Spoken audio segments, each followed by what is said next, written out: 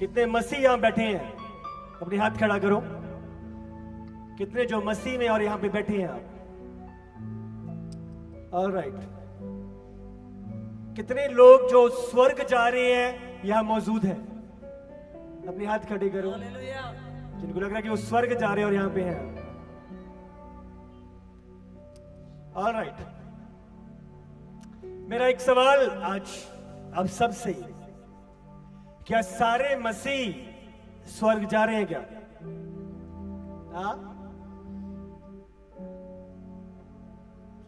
मसीह सबके हाथ ऊपर, स्वर्ग जा रहे हैं सबके हाथ ऊपर।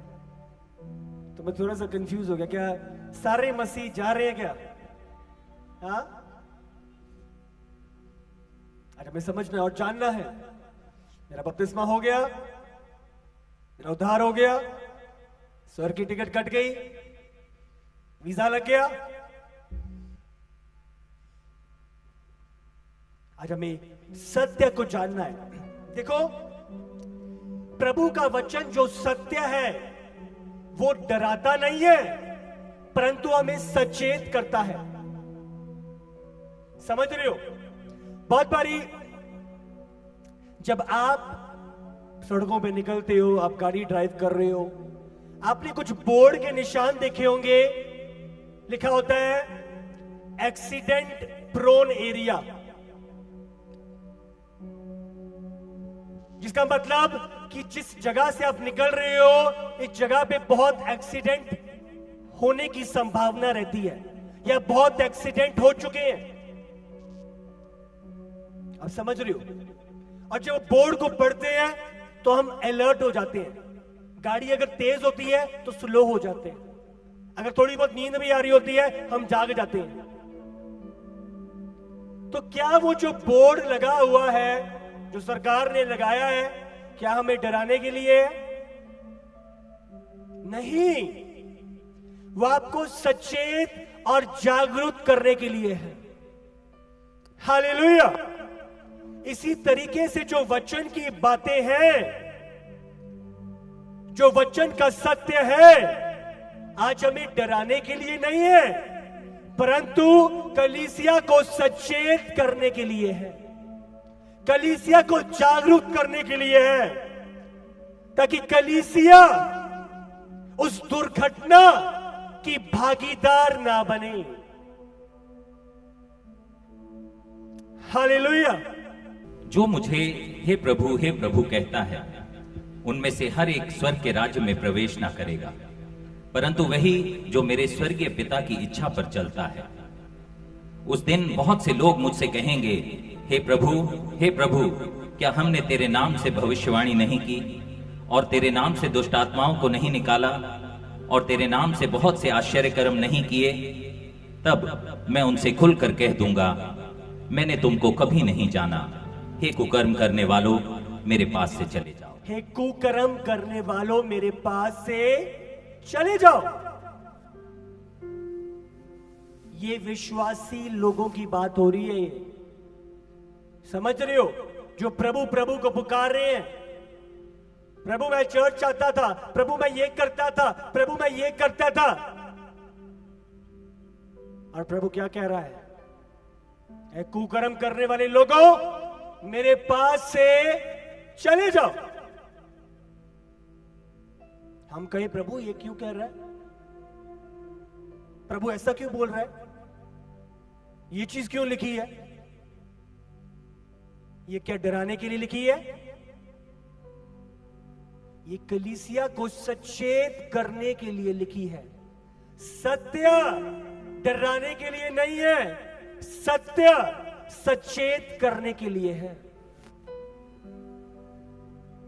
हालेलुया। हालेलुया।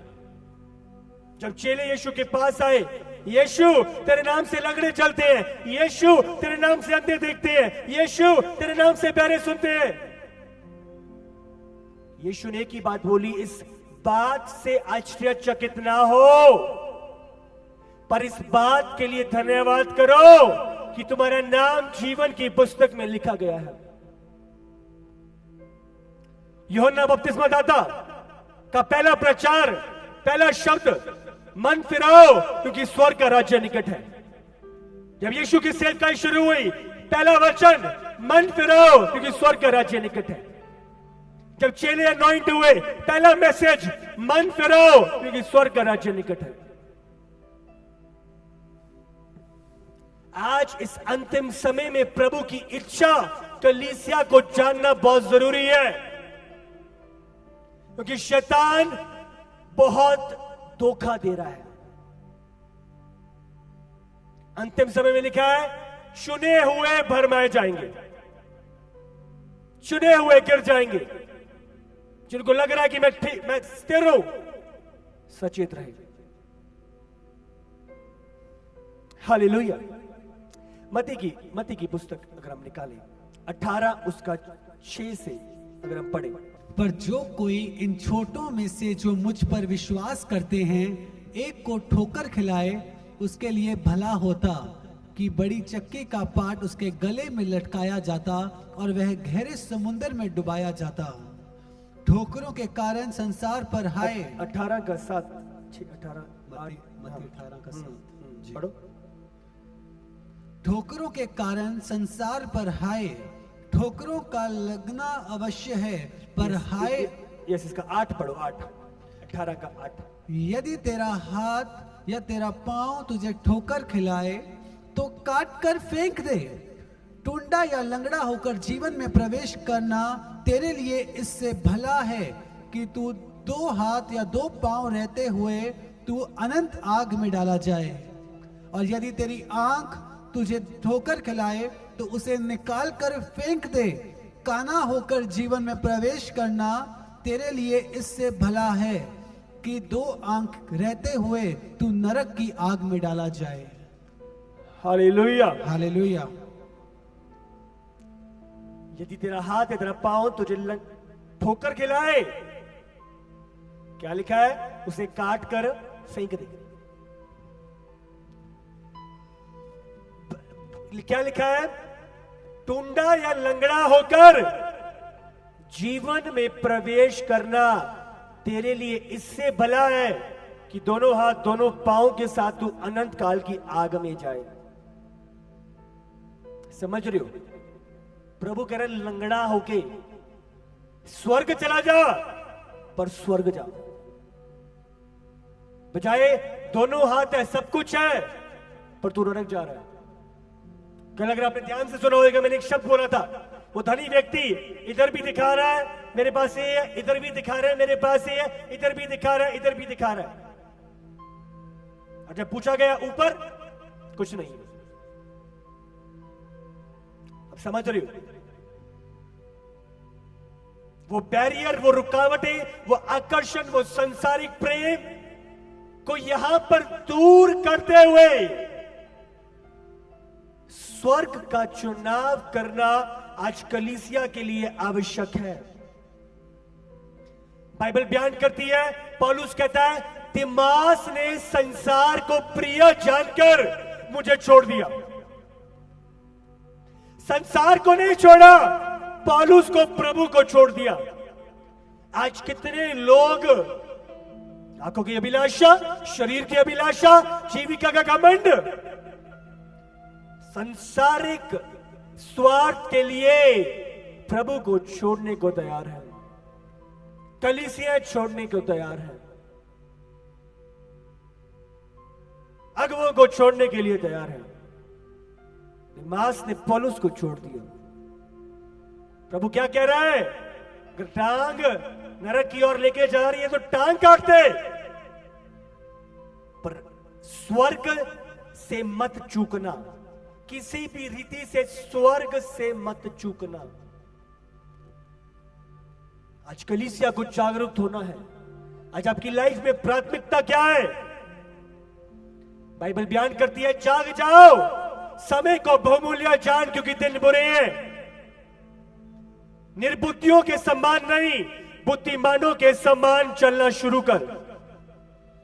दाखरस से मतवाले मत बनो, पर आत्मा में परिपूर्ण हो जाओ। आज हमें बात समझने की जरूरत है। आंख तुझे नरक ले जा रही है, क्या लिखा है? आंख निकाल कर फेंक दे। निकाल कर फेंक दे। समझ रहे हो? आंख निकाल कर फेंक दे, पर स्वर्ग जा। हालेलुया। निकाल दे जो चीजें।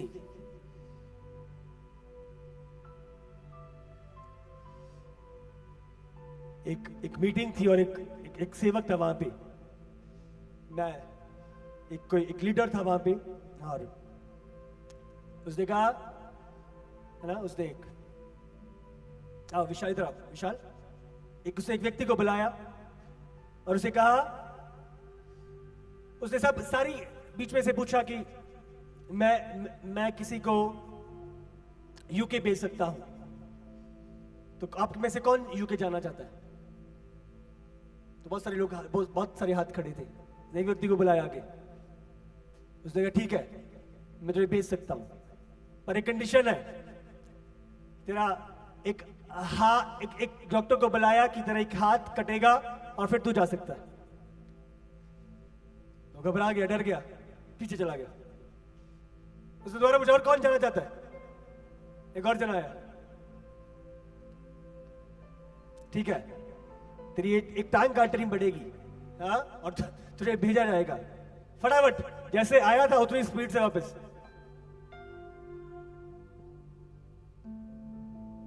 एक और हाथ खड़े थे, तीसरा बुलाया। ये आंख जो है ना, ये निकाली जाएगी एक वापस। अब समझ रही हो? एक सैक्रिफाइस आज हमें समझना है, आत्मिक बातों को पहचानना है, रियल चीजों को लेना है। प्रभु क्या कह रहा है? अगर स्वर्ग जाना है तो ऐसी चीजों को निकाल दो जो आपके और प्रभु के रिश्ते में एक बाधा है। निकाल दो, परे कर दो उसे। पर स्वर्ग के राज्य से किसी भी रीति से चूको मत। बहुत बड़ी कलीसिया में प्रभु का प्रेम प्रकट गया है चारों तरफ। प्रभु प्रेम से भरा हुआ है। अब समझ रही हो? प्रभु सिक्के का कलीसिया में बहुत बारी एक पहलू दिखाया जाता है। वो टॉस करते थे ना, हेड एंड टेल, क्या आ रहा है? परमेश्वर एक ही है, पर दोनों चीजों को हमें समझना होगा। वो प्रेम से भरा हुआ भी है, पर साथ ही साथ वो न्यायी भी है। हालेलुया। और जब वो आ रहा है प्रकाशित वाक्य में, उसका दूसरा आगमन जो होगा वो न्याय का होगा, वो बदला लेने का होगा। हर एक के कामों के अनुसार वो प्रतिफल देने का होगा।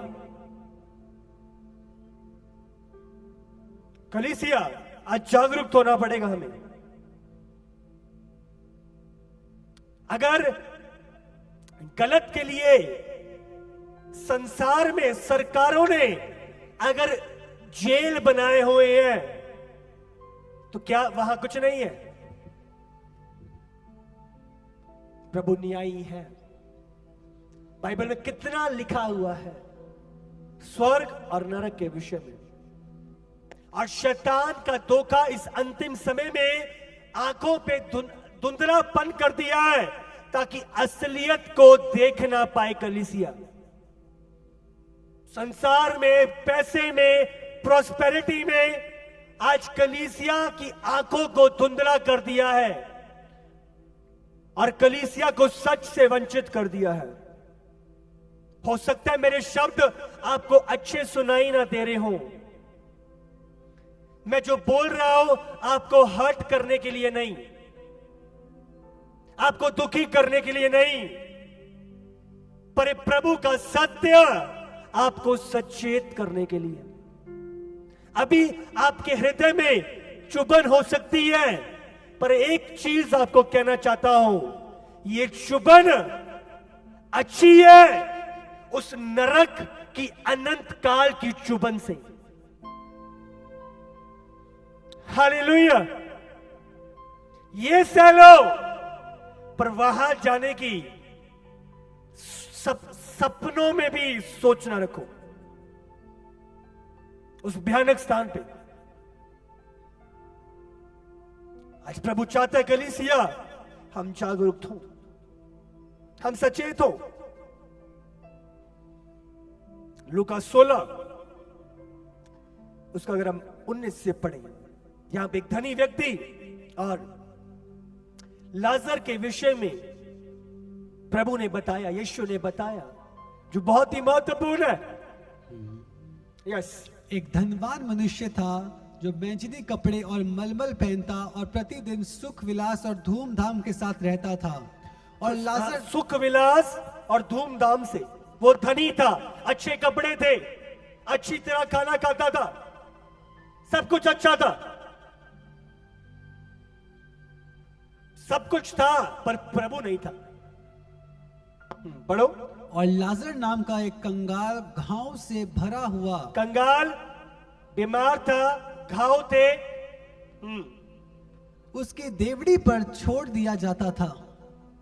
और वह चाहता था कि धनवान की मेज पर की झूठन से अपना पेट भरे, वरन कुत्ते भी आकर उसके घाव को चाटते थे। कुत्ते घाव आगे चाट रहे हैं, ऐसी हालात थी लाजर की। आप समझ रही हो? पढ़ो आगे। और ऐसा हुआ कि वह कंगाल मर गया और स्वर्गदूतों ने उसे लेकर इब्राहिम की गोद में पहुंचाया, और वह धनवान भी मरा और गाड़ा गया।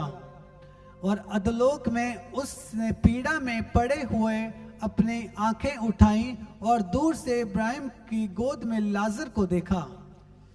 और न्याय, मरने के बाद न्याय, इब्रानी 9 के 27 में लिखा हुआ है, और जैसे मनुष्य के लिए एक बार मरना और उसके बाद न्याय का होना नियुक्त है।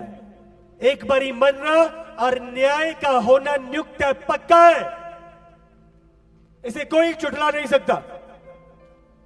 और ऐसा ही हुआ। पढ़ो आगे। और उसने पुकार कर कहा, हे पिता इब्राहिम, मुझ पर दया करके लाजर को भेज दे, ताकि वह अपनी उंगली का सिरा पानी में भिगोकर मेरी जीभ को ठंडी करे, क्योंकि मैं इस ज्वाला में तड़प रहा हूं। परंतु इब्राहिम ने कहा, हे पुत्र, स्मरण कर कि तू अपने जीवन में अच्छी वस्तुएं ले चुका है, और वैसे ही लाजर बुरी वस्तुएं, परंतु अब वह यहाँ शांति पा रहा है और तू तड़प रहा है। और इन सब बातों को छोड़ हमारे और तुम्हारे बीच एक भारी गड्ढा ठहराया गया है, कि जो यहाँ से उस पार तुम्हारे पास जाना चाहे वह ना जा सके, और ना कोई वहां से इस पार हमारे पास आ सके। उसने कहा, तो हे पिता, मैं तुझसे विनती करता हूं कि तू उसे मेरे पिता के घर भेज, क्योंकि मेरे 5 भाई हैं। वह उनके सामने इन बातों की गवाही दे, ऐसा ना हो कि वे भी इस पीड़ा की जगह में आए। हालेलुया। तो धनी व्यक्ति और लाजर की गवाही जो यीशु के द्वारा दी गई, लिखा है जब लाजर मरा तो दूत उसको लेने के लिए आए। आप समझ रही हो? जो एक व्यक्ति धर्मी है, दूत जिंदा रहते हुए भी साथ है और मरने पे भी साथ है। आप समझ रहे हो? दूत उसको लेने के लिए आए। तो जब धनी मरा, आप समझ रहे हो, कोई दूत नहीं था। और बाइबल बयान करती है, जो वो ऊपर आया और लाजर को अब्राहम की गोद में देखा, तो क्या पुकार के 24 में लिखा है, तब उसने पुकार कर कहा, हे पिता इब्राहिम, मुझ पर दया कर, मुझ पर दया कर। आप समझ रहे हो? धरती पर उसने दया मांगी नहीं, पर जब ऊपर चला गया तब दया मांग रहा है। आज कलीसिया को समझना है, दया पाने का भी एक समय है, क्योंकि एक ऐसा समय आएगा जब चाहकर भी आप दया पा नहीं पाओगे। लिखा है 5 मूर्ख थी, 5 बुद्धिमान थी, 5 तेल की भरपूरी थी, मशालें जल रही थी, यीशु के साथ अंदर प्रवेश कर गई। और 5 बाहर थी, खटखटा रही थी, यीशु खोल दे, अंदर आने दे।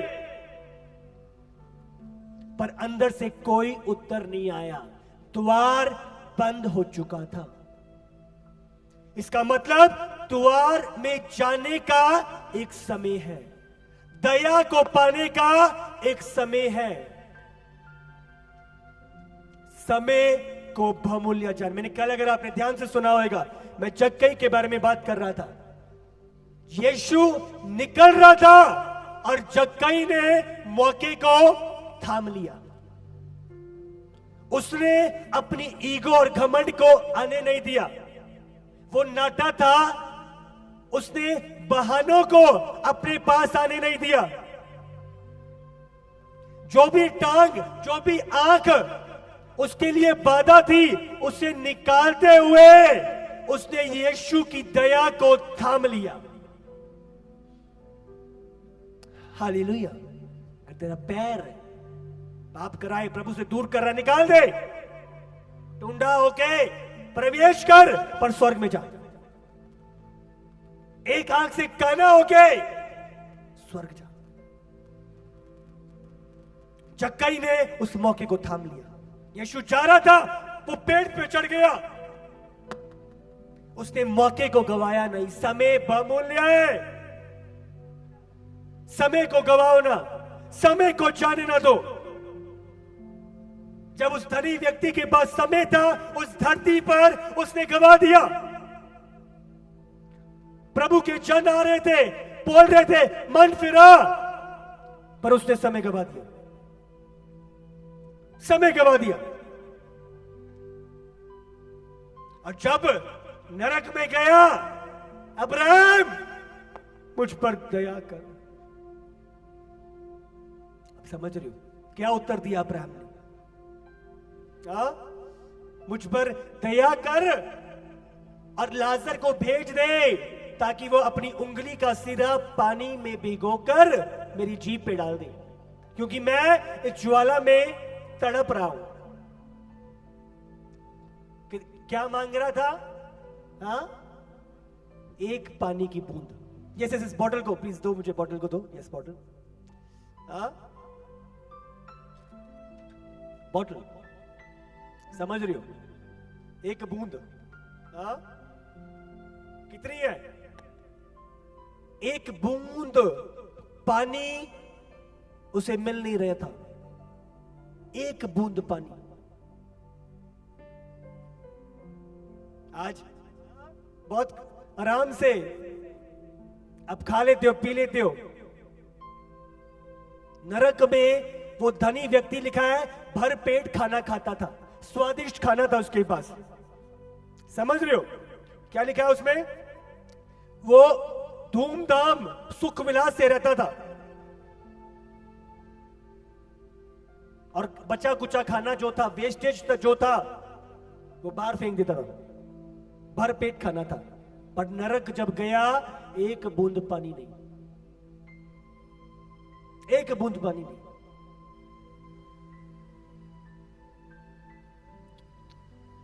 समझ रहे हो कि नहीं? एक उंगली का सिरा, लिखा है ना, उंगली का सिरा कहते हैं, अपनी एक उंगली का सिरा भिगोकर मेरी जीभ पे रख दे। इतने इसके लिए तरस रहा था वो नरक के अंदर। कितना? उंगली का एक सिरा पानी में भिगोए और मेरी जीभ पे रख दे, मेरी जीभ चल रही है। दया मांगी पर नहीं, बहुत देरी से मांगी। जो मौका, जो समय आपके पास अब है, ध्यान करो, वो फिर नहीं आएगा। आज प्रभु इस स्थान पर हमें लेके आया है, ये चीजों का आयोजन हुआ है, बहुत लाखों का खर्चा इस सभा के आयोजन में लगा है। आप समझ रहे हो? ये साउंड सिस्टम, ये एलईडी, ये स्टेज, ये टेंट, ये सारी चीजें, मतलब कितने लाखों का खर्चा इस सभा के लिए हुआ है। पर क्यों? रूहों के लिए, आपके लिए, ताकि आप प्रभु की दया को पा सके, आप उस नरक में ना जाए, आप परमेश्वर की दया पाकर स्वर्ग के द्वार में प्रवेश कर जाए। इतने समय से इतनी मेहनत, इतनी सारी चीजें आपके लिए, ये वो मौका, वो समय परमेश्वर ने मुकद्दर किया, ठहराया, ताकि अपनी दया को आप पर उंडेल सके। आज हमें समय की बहुमूल्यता को जानना है। आज जितनी सारी चीजें हुई हैं, और अगर हम इग्नोर कर दें, प्रभु लिखा लेगा। प्रभु पूछेगा, मैंने भेजे थे अपने दास, मैंने आयोजन किया था, इतना एक्सपेंस लगा था, इतनी चीजें, प्रभु लिखा लेगा। मौके को संभालो, समय को बहुमूल्य जानो। हालेलुया। सॉरी तो बोली, पर बहुत देर से बोली। क्या लिखा हुआ है? परंतु अब्राहम ने कहा, हे पुत्र, स्मरण कर कि तू जीवन में अच्छी वस्तुएं ले चुका है, और वैसे ही लाजर बुरी वस्तुएं, परंतु अब ये शांति पा रहा है और तू तड़प रहा है। जो चीजें हमने प्राप्त करी और प्रभु के लिए छोड़ी नहीं, वही चीजें, इन सब बातों को छोड़, अगर हम करना भी चाहें, हमारे बीच में एक भारी गड्ढा ठहराया गया है कि जो यहां से उस पार नहीं जा सकता, ना वो वहां से कोई इस पार आ सकता। एक गहरा खड्डा है। दया का समय अब है, वहां जाकर नहीं है। वहां पर जितना मर्जी गिड़गिड़ा ले लोग, जितना मर्जी रोले, पीट ले, माफिया मांग ले, जो मर्जी कर ले, इतना भारी खड्डा कि वो ठहर नहीं सकते। हालेलुया।